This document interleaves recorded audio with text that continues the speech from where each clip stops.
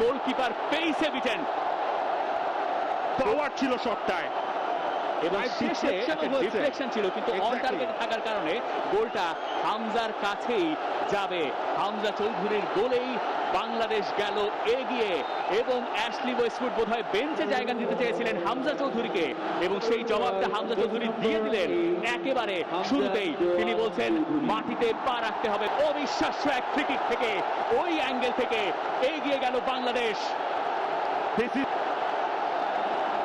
তার সেই এক্সপেরিয়েন্স, প্রতিপক্ষ কোচ যাই বলুক এই সব কিছুতেই মাঠে নিজের পারফরমেন্স দিয়ে হামজা চৌধুরী বুঝিয়ে দিয়েছেন বাংলাদেশের ফুটবলের এই পতাকাটা ওড়াতেই তিনি এসেছেন।